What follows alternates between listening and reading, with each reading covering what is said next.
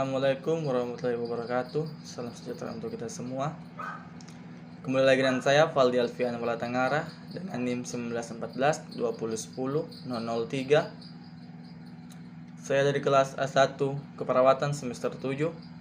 Di sini kita akan membahas tentang keperawatan kritis.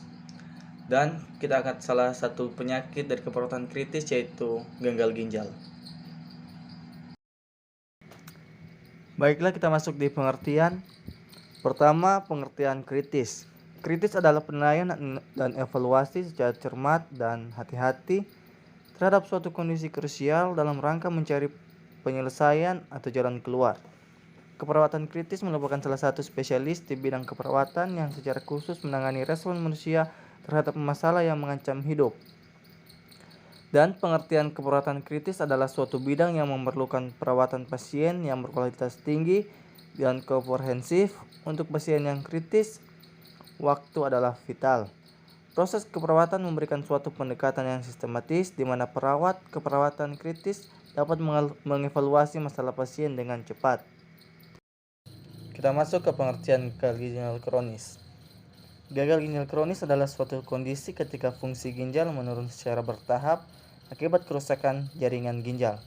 Secara medis, gagal ginjal kronis didefinisikan sebagai penurunan laju penyaringan ginjal selama 3 bulan atau lebih.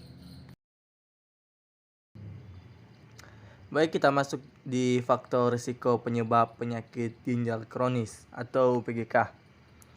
Bisa dilihat di sini ada faktor risiko yang dapat diubah seperti diabetes tipe 2, hipertensi, konsumsi obat pereda nyeri, narkoba, psikotropika dan zat adiktif, dan ada juga radang ginjal.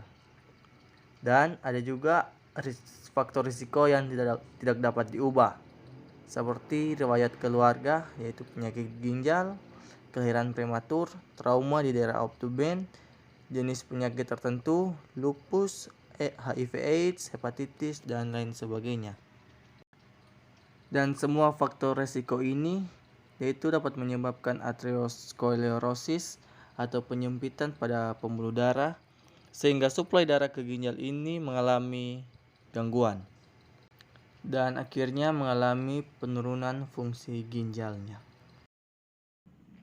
Baik, kita masuk di tanda dan gejala penyakit ginjal kronis. Yaitu yang pertama ditandai dengan tekanan darah tinggi pada klien. Serta ada juga perubahan frekuensi dalam jumlah buang air kecil dalam sehari. Dan ada juga ditandai dengan adanya darah dalam urin.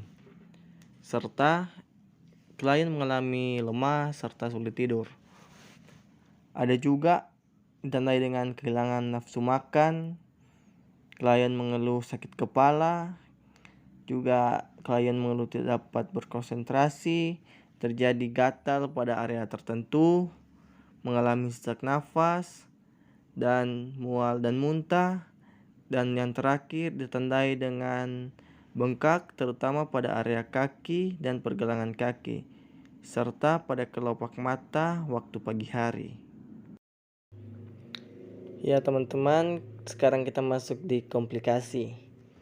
Komplikasi penyakit gagal ginjal kronik menurut Schweitzer dan Baird 2001. Yang pertama yaitu hiperkalemia akibat penurunan ekskresi, asidosis metabolik, katabolisme, dan masukan diet berlebihan. Dan kedua, perikarditis efusi hipertiroidal dan taponade jantung akibat retensi produk sampah urenik dan dialisis yang tidak adekuat. Dan yang ketiga yaitu hipertensi akibat retensi cairan dan natrium serta malfungsi sistem renin, angiotensin, aldosteron. Dan yang keempat yaitu anemia akibat penurunan eritropoietin, penurunan rentan usia sel darah merah, dan pendarahan gastroid akibat iritasi oleh toksin dan kehilangan darah selama hemodialis.